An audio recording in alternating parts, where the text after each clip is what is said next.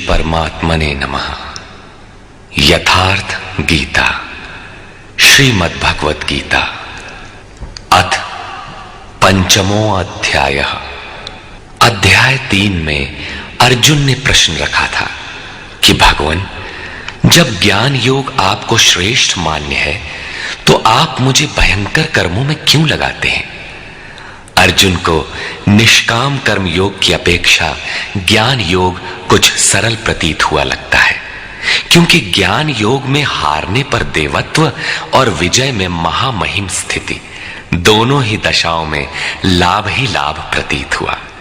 किंतु अब तक अर्जुन ने भली प्रकार समझ लिया था कि दोनों ही मार्गों में कर्म तो करना ही पड़ेगा। योगेश्वर उसे संशय रहित होकर तत्वदर्शी महापुरुष की शरण लेने के लिए भी प्रेरित करते हैं, क्योंकि समझने के लिए वही एक स्थान है। अतः दोनों मार्गों में से एक चुनने से पूर्व उसने निवेदन किया, हे श्री कृष्ण, आप कभी संन्यास माध्यम से किए जाने वाले कर्म की और कभी निष्काम दृष्टि से किए जाने वाले कर्म की प्रशंसा करते हैं। इन दोनों में से एक जो भली प्रकार आपका निश्चय किया हुआ हो, जो परम कल्याणकारी हो, उसे मेरे लिए कहिए। कहीं जाने के लिए आपको 2 मार्ग बताए जाए तो आप सुविधाजनक मार्ग अवश्य पूछेंगे। यदि नहीं पूछते तो आप जाने वाले नहीं हैं। इस पर योगेश्वर श्री कृष्ण ने कहा, अर्जुन, संन्यास माध्यम से किया जाने वाला कर्म अर्थात ज्ञान मार्ग से किया जाने वाला कर्म और कर्म योग, निष्काम भावना से किए जाने वाले कर्म, ये दोनों ही परम श्रेय को दिलाने वाले हैं। परंतु इन दोनों मार्गों से संन्यास अथवा ज्ञान दृष्टि से किए जाने वाले कर्म की अपेक्षा निष्काम कर्म योग श्रेष्ठ है। प्रश्न स्वाभाविक है कि श्रेष्ठ क्यों है? महाबाहु अर्जुन, जो न किसी से द्वेष करता है न किसी की आकांक्षा करता है, वो सदैव सन्यासी ही समझने योग्य है, चाहे वो ज्ञान मार्ग से या निष्काम कर्म मार्ग से ही क्यों ना हो।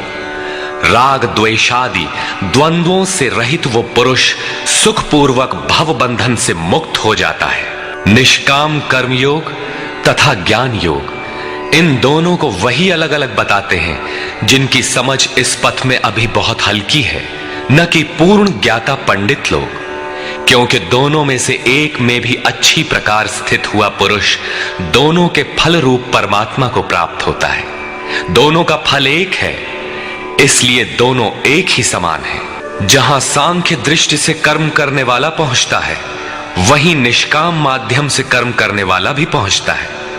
इसलिए जो दोनों को फल की दृष्टि से एक देखता है, वही यथार्थ जानने वाला है। जब दोनों एक ही स्थान पर पहुंचते हैं तो निष्काम कर्मयोग विशेष क्यों? श्री कृष्ण बताते हैं, अर्जुन, निष्काम कर्मयोग का आचरण किए बिना संन्यासः का प्राप्त होना दुखप्रद है। जब योग का आचरण प्रारंभ ही नहीं किया तो असंभव सा है। इसलिए भगवत स्वरूप का मनन करने वाला मुनि, जिसकी मन सहित इंद्रियां मौन है, निष्काम कर्म योग का आचरण करके पर ब्रह्म परमात्मा को शीघ्र ही प्राप्त हो जाता है। स्पष्ट है कि ज्ञान योग में निष्काम कर्म योग का ही आचरण करना पड़ेगा, क्योंकि क्रिया दोनों में एक ही है।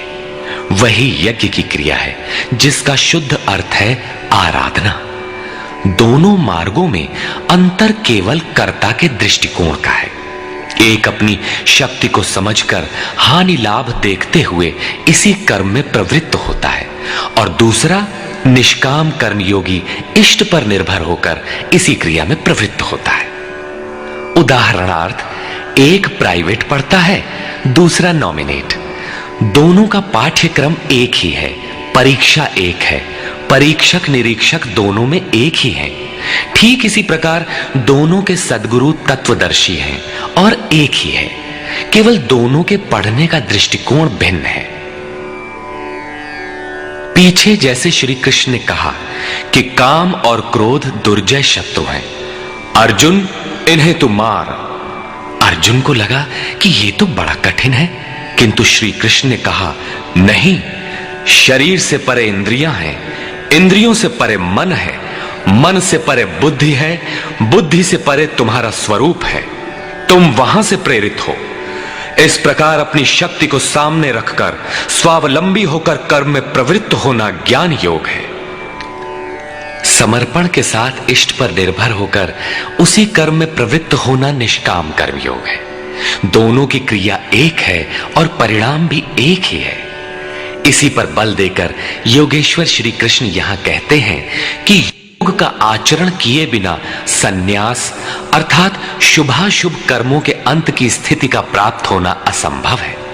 श्री कृष्ण के अनुसार ऐसा कोई योग नहीं है कि हाथ पर हाथ रखकर बैठे बैठे कहो कि मैं परमात्मा हूं, शुद्ध हूं, बुद्ध हूं, मेरे लिए न तो कर्म है न बंधन, मैं भला बुरा कुछ करता दिखाई पड़ता भी हूं तो इंद्रियां अपने अर्थों में बरत रही हैं। ऐसा पाखंड श्री कृष्ण के शब्दों में कदापि नहीं है। साक्षात योगेश्वर भी अपने अनन्य सखा अर्जुन को बिना कर्म की ये स्थिति नहीं दे सके। यदि ऐसा वे कर सकते तो गीता की आवश्यकता ही क्या थी। कर्म तो करना ही पड़ेगा। कर्म करके ही सन्यास की स्थिति को पाया जा सकता है और योग युक्त पुरुष शीघ्र ही परमात्मा को प्राप्त हो जाता है। योग युक्त पुरुष के लक्षण क्या है, इस पर कहते हैं, विशेष रूप से जीता हुआ है शरीर जिसका, जीती हुई है इंद्रियां जिसकी, और विशेष रूप से शुद्ध है अंतःकरण जिसका, ऐसा पुरुष संपूर्ण भूत प्राणियों की आत्मा के मूल उद्गम परमात्मा से एक ही भाव हुआ योग से युक्त है। वो कर्म करता हुआ भी उससे लिप्त नहीं होता। तो करता क्यों है? पीछे वालों में परम कल्याणकारी बीज का संग्रह करने के लिए लिप्त क्यों नहीं होता? क्योंकि संपूर्ण प्राणियों का जो मूल उद्गम है, जिसका नाम परम तत्व परमात्मा है, उस तत्व में वो स्थित हो गया। आगे कोई वस्तु नहीं जिसकी शोध करे। पीछे वाली वस्तुएं छोटी पड़ गई तो भला आसक्ति किसमें करे? इसलिए वो कर्मों से आवृत्त नहीं होता। ये योग युक्त की पराकाष्ठा का चित्रण है। पुनः योग युक्त पुरुष की रहनी स्पष्ट करते हैं कि वो करते हुए भी उससे लिप्त क्यों नहीं होता। परम तत्व परमात्मा को साक्षात्कार सहित जानने वाले योग युक्त पुरुष की ये मन स्थिति अर्थात अनुभूति है कि मैं किंचित मात्र भी कुछ नहीं करता हूं। ये उसकी कल्पना नहीं, बल्कि ये स्थिति उसने कर्म करके पाई है। अब प्राप्ति के पश्चात वो सब कुछ सुनता हुआ, स्पर्श करता, सूंघता, भोजन करता, गमन करता, सोता, श्वास लेता, त्याग करता, ग्रहण करता, आंखों को खोलता और मीचता हुआ भी इंद्रियां अपने अर्थों में बरतती हैं। ऐसी धारणा वाला होता है परमात्मा से बढ़कर कुछ है ही नहीं, और जब उसमें वो स्थित ही है तो उससे बढ़कर किस सुख की कामना से वो किसी का स्पर्श इत्यादि करेगा। यदि कोई श्रेष्ठ वस्तु आगे होती तो आसक्ति अवश्य रहती, किंतु प्राप्ति के बाद अब और आगे जाएगा कहां और पीछे त्यागेगा क्या?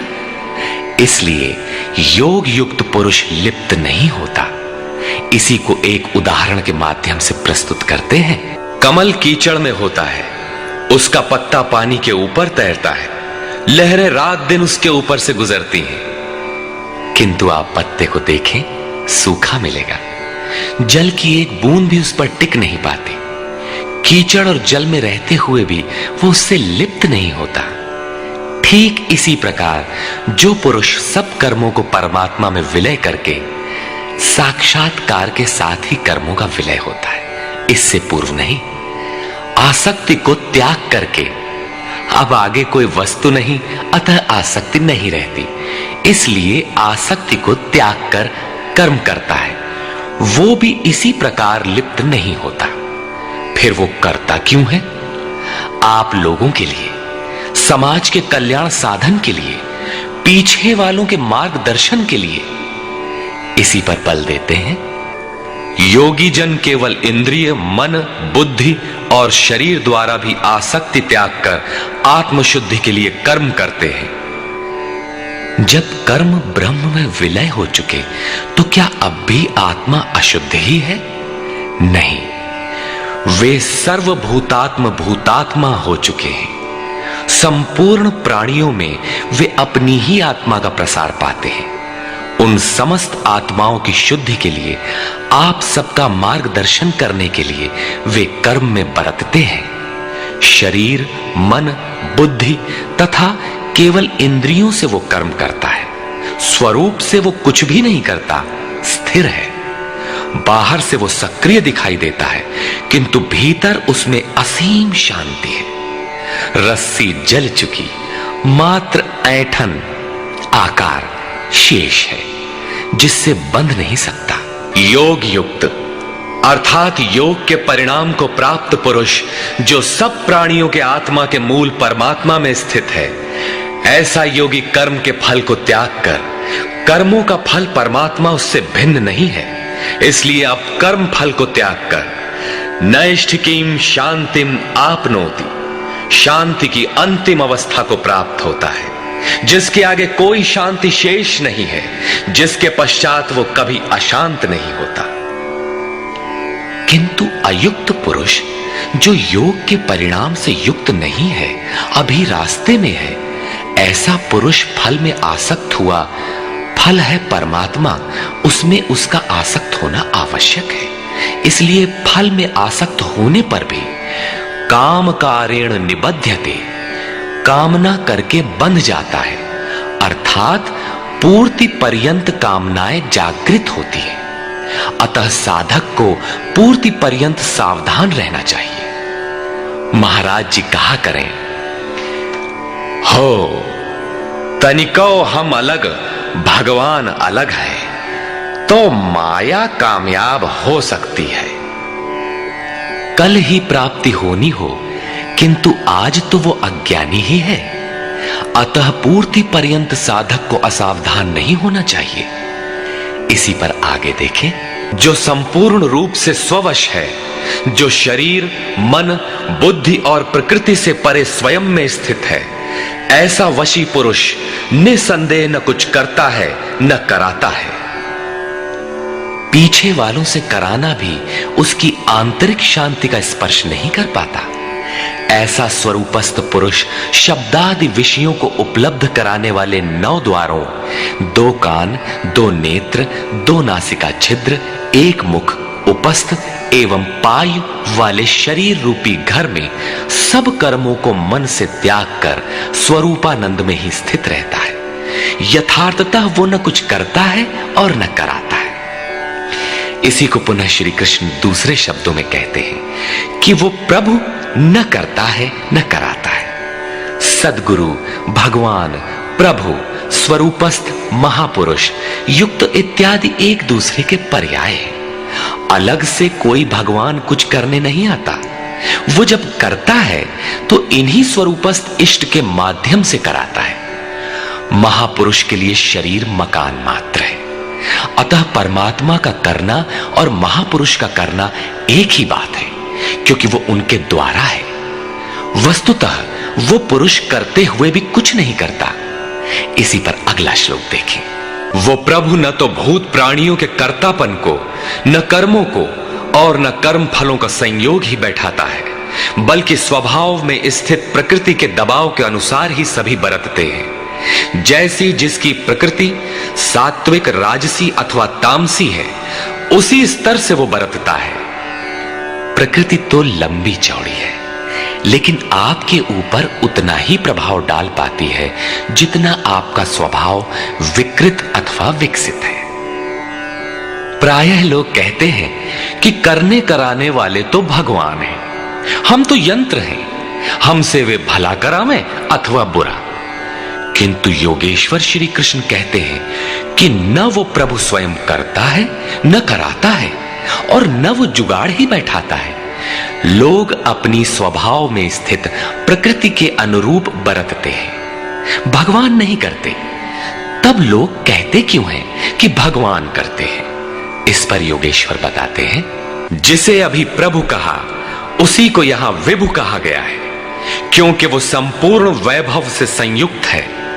प्रभुता एवं वैभव से संयुक्त वो परमात्मा न किसी के पाप कर्म को और न किसी के पुण्य कर्मों को ही ग्रहण करता है। फिर लोग कहते क्यों हैं? इसलिए कि अज्ञान के द्वारा ज्ञान ढका हुआ है। उन्हें अभी साक्षात्कार सहित ज्ञान तो हुआ नहीं, वे अभी जंतु हैं। मोहवश वे कुछ भी कह सकते हैं। ज्ञान से क्या होता है, इसे स्पष्ट करते हैं। जिनके अंतःकरण का वो अज्ञान, जिसने ज्ञान को ढक रखा था, आत्म साक्षात्कार द्वारा नष्ट हो गया है, और इस प्रकार जिसने ज्ञान प्राप्त कर लिया है, उनका वो ज्ञान सूर्य के सदृश उस परम तत्व परमात्मा को प्रकाशित करता है। तो क्या परमात्मा किसी अंधकार का नाम है? नहीं, वो तो स्वयं प्रकाश रूप दिन राति, स्वयं प्रकाश रूप है तो, किंतु हमारे उपभोग के लिए तो नहीं है, दिखाई तो नहीं देता। जब ज्ञान द्वारा अज्ञान का आवरण हट जाता है, तो उनका वो ज्ञान सूर्य के सदृश परमात्मा को अपने में प्रवाहित कर लेता है। फिर उस पुरुष के लिए कहीं अंधकार नहीं रह जाता। उस ज्ञान का स्वरूप क्या है? जब उस परम तत्व परमात्मा के अनुरूप बुद्धि हो, तत्व के अनुरूप प्रवाहित मन हो, परम तत्व परमात्मा में एक ही भाव से उसकी रहनी हो और उसी के परायण हो, इसी का नाम ज्ञान है। ज्ञान कोई बकवास या बहस नहीं है। इस ज्ञान द्वारा पाप रहित हुआ पुरुष पुनरागमन रहित परम गति को प्राप्त होता है। परम गति को प्राप्त पूर्ण जानकारी से युक्त पुरुष ही पंडित कहलाते हैं। आगे देखें। ज्ञान के द्वारा जिनका पाप शमन हो चुका है, जो अपनावर्ती परम गति को प्राप्त है, ऐसे ज्ञानी जन विनय युक्त ब्राह्मण तथा चांडाल में, गाय और कुत्ते में तथा हाथी में समान दृष्टि वाले होते हैं। उनकी दृष्टि में विद्या विनय युक्त ब्राह्मण न तो कोई विशेषता रखता है और न चांडाल कोई हीनता रखता है। न गाय धर्म है और न कुत्ता अधर्म, और न हाथी विशालता ही रखता है। ऐसे पंडित ज्ञाता जन समदर्शी और समवर्ती होते हैं। उनकी दृष्टि चमड़ी पर नहीं रहती, बल्कि आत्मा पर पड़ती है। अंतर केवल इतना है, विद्या विनय संपन्न स्वरूप के समीप है और शेष कुछ पीछे है। कोई एक मंजिल आगे है तो कोई पिछले पड़ाव पर। शरीर तो वस्त्र है। उनकी दृष्टि वस्त्र को महत्व नहीं देती, अपितु उनके हृदय में स्थित आत्मा पर पड़ती है। इसलिए वे कोई भेद नहीं रखते। श्री कृष्ण ने पर्याप्त गो सेवा की थी। उन्हें गाय के प्रति गौरवपूर्ण शब्द कहना चाहिए था, किंतु उन्होंने ऐसा कुछ भी नहीं कहा। श्री कृष्ण ने गाय को धर्म में कोई स्थान नहीं दिया। उन्होंने केवल इतना माना कि अन्य जीव आत्माओं की तरह उसमें भी आत्मा है। गाय का आर्थिक महत्व जो भी हो, उसका धार्मिक वैशिष्ट्य परिवर्ती लोगों की देन है। श्री कृष्ण ने पीछे बताया कि अविवेकियों की बुद्धि अनंत शाखाओं वाली होती है, इसलिए वे अनंत क्रियाओं का विस्तार कर लेते हैं। जबकि निष्काम कर्म योग में अर्जुन निर्धारित क्रिया एक ही है, यज्ञ की प्रक्रिया आराधना। अपुनरावृत्ति वाला ऐसा महापुरुष उस विद्या विनय संपन्न ब्राह्मण, चांडाल, कुत्ते, हाथी और गाय सब पर समान दृष्टि वाला होता है, क्योंकि उसकी दृष्टि हृदय स्थित आत्म स्वरूप पर पड़ती है। ऐसे महापुरुष को परम गति में क्या मिला है और कैसे, इस पर प्रकाश डालते हुए योगेश्वर श्री कृष्ण बताते हैं। उन पुरुषों द्वारा जीवित अवस्था में ही संपूर्ण संसार जीत लिया गया, जिनका मन समत्व में स्थित है। मन के समत्व का संसार जीतने से क्या संबंध? संसार मिट ही गया तो वो पुरुष रहा कहां? श्री कृष्ण कहते हैं, निर्दोषम हि समम ब्रह्म। वो ब्रह्म निर्दोष और सम है। इधर उनका मन भी निर्दोष और सम स्थिति वाला हो गया। तस्मात् ब्रह्मणि ते स्थिताः, इसलिए वो ब्रह्म में स्थित हो जाता है। इसी का नाम अपुनरावर्ती परम गति है। ये कब मिलता है? जब संसार रूपी शत्रु जीतने में आ जाए। संसार कब जीतने में आता है? जब मन का निरोध हो जाए, समत्व में प्रवेश पा जाए, क्योंकि मन का प्रसार ही जगत है। जब वो ब्रह्म में स्थित हो जाता है, तब ब्रह्मविद का लक्षण क्या है, उसकी रहनी स्पष्ट करते हैं। उसका कोई प्रिय अप्रिय होता नहीं, इसलिए जिसे लोग प्रिय समझते हैं उसे पाकर वो हर्षित नहीं होता, और जिसे लोग अप्रिय समझते हैं, जैसा धर्मावलंबी चिन्ह लगाते हैं, उसे पाकर वो उद्वेगवान नहीं होता है। ऐसा स्थिर बुद्धि, असम्मूढ़, संशय रहित ब्रह्मविद, ब्रह्म से संयुक्त ब्रह्मवेत्ता, ब्रह्मणि स्थितः, परात्पर ब्रह्म में सदैव स्थित है। बाहर संसार के विषय भोगों में अनासक्त पुरुष अंतरात्मा में स्थित जो सुख है, उस सुख को प्राप्त होता है। वो पुरुष ब्रह्म योग युक्त आत्मा, पर ब्रह्म परमात्मा के साथ मिलन से युक्त आत्मा वाला है। इसलिए वो अक्षय आनंद का अनुभव करता है, जिस आनंद का कभी क्षय नहीं होता। इस आनंद का उपभोग कौन कर सकता है? जो बाहर के विषय भोगों से अनासक्त है। तो क्या भोग बाधक हैं? भगवान श्री कृष्ण कहते हैं, केवल त्वचा ही नहीं, सभी इंद्रियां स्पर्श करती हैं। देखना आंख का स्पर्श है, सुनना कान का स्पर्श है। इसी प्रकार इंद्रियों और विषयों के संयोग से उत्पन्न होने वाले सभी भोग यद्यपि भोगने में प्रिय प्रतीत होते हैं, किंतु निसंदेह वे सब दुख योनयः, दुखद योनियों के ही कारण हैं। ये भोग ही योनियों के कारण हैं। इतना ही नहीं, वे भोग पैदा होने और मिटने वाले हैं, नाशवान हैं। इसलिए कौन्तेय, विवेकी पुरुष उनमें नहीं फंसते। इंद्रियों के इन स्पर्शों में रहता क्या है? काम और क्रोध, राग और द्वेष। इस पर श्री कृष्ण कहते हैं, इसलिए जो मनुष्य शरीर के नाश होने से पहले ही काम और क्रोध से उत्पन्न हुए वेग को सहन करने में, मिटा देने में सक्षम है, वही नर अमन करने वाला है। वही इस लोक में योग से युक्त है और वही सुखी है। जिसके पीछे दुख नहीं है, उस सुख में अर्थात परमात्मा में स्थिति वाला है। जीते जी ही इसकी प्राप्ति का विधान है, मरने पर नहीं। संत कबीर ने इसी को स्पष्ट किया, अवधू जीवत में कर आशा। तो क्या मरने के बाद मुक्ति नहीं होती? वे कहते हैं, मुए मुक्ति गुरु कहे स्वार्थी, झूठा दे विश्वासा। यही योगेश्वर श्री कृष्ण का कथन है कि शरीर रहते मरने से पहले ही जो काम क्रोध के वेग को मिटा देने में सक्षम हो गया, वही पुरुष इस लोक में योगी है, वही सुखी है। काम क्रोध बाह्य स्पर्श ही शत्रु है, इन्हें आप जीते। इसी पुरुष के लक्षण पुनः बता रहे हैं। जो व्यक्ति अंतरात्मा में ही सुख वाला, अंतराराम, अंतरात्मा में ही आराम वाला, तथा जो अंतरात्मा में ही प्रकाश वाला, साक्षात्कार वाला है, वही योगी ब्रह्मभूत, ब्रह्म के साथ एक होकर ब्रह्म निर्वाणम, वाणी से परे ब्रह्म, शाश्वत ब्रह्म को प्राप्त होता है। अर्थात पहले विकारों, काम क्रोध का अंत, फिर दर्शन, फिर प्रवेश। आगे देखें, परमात्मा का साक्षात्कार करके जिनका पाप नष्ट हो गया है, जिनकी दुविधाएं नष्ट हो गई हैं, संपूर्ण प्राणियों के हित में जो लोग लगे हुए हैं, प्राप्ति वाले ही ऐसा कर सकते हैं। जो स्वयं गड्ढे में पड़ा है, वो दूसरों को क्या बाहर निकालेगा? इसलिए करुणा महापुरुष का स्वाभाविक गुण हो जाता है।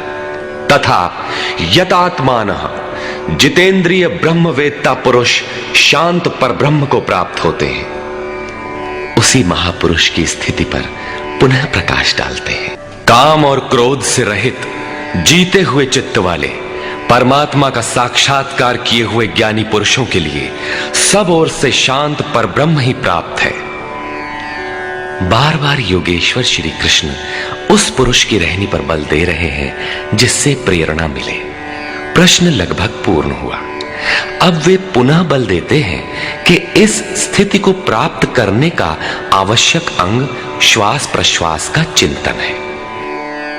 यज्ञ की प्रक्रिया में प्राण का अपान में हवन, अपान का प्राण में हवन, प्राण अपान दोनों की गति का निरोध उन्होंने बताया था।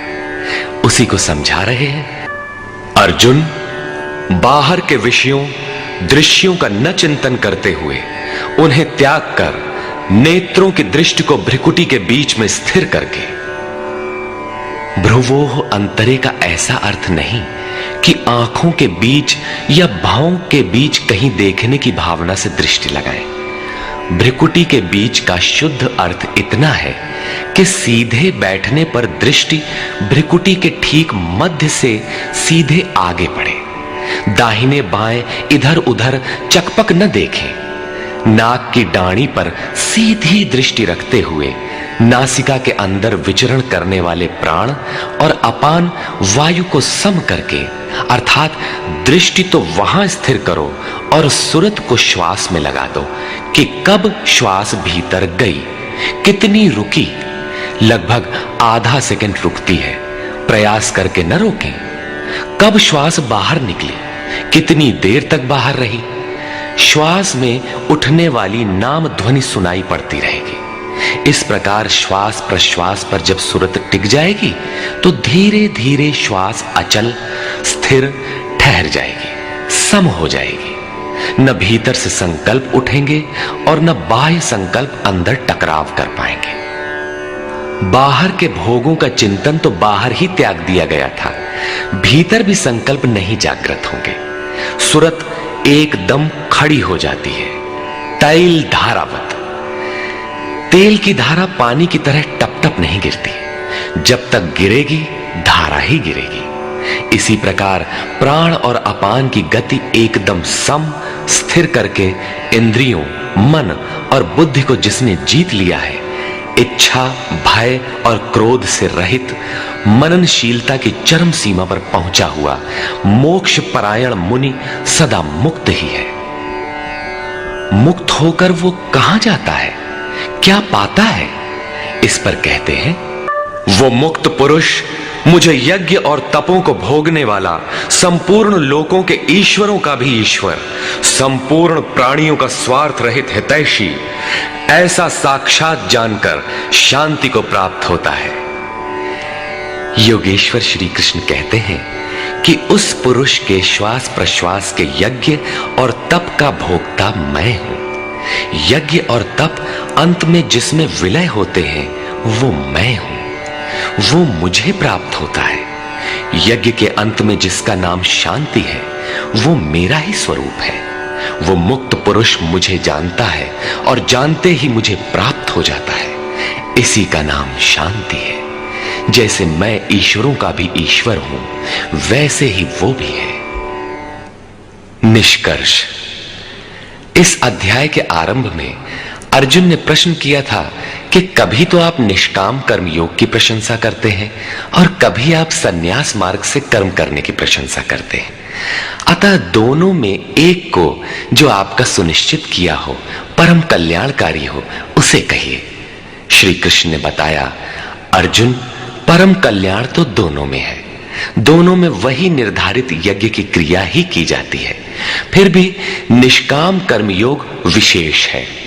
बिना इसे किए सन्यास शुभाशुभ कर्मों का अंत नहीं होता। सन्यास मार्ग नहीं, मंजिल का नाम है। योग युक्त ही सन्यासी है। योग युक्त के लक्षण बताए कि वही प्रभु है। वो न करता है न कुछ कराता है, बल्कि स्वभाव में प्रकृति के दबाव के अनुरूप लोग व्यस्त हैं। जो साक्षात मुझे जान लेता है वही ज्ञाता है, वही पंडित है। यज्ञ के परिणाम में लोग मुझे जानते हैं।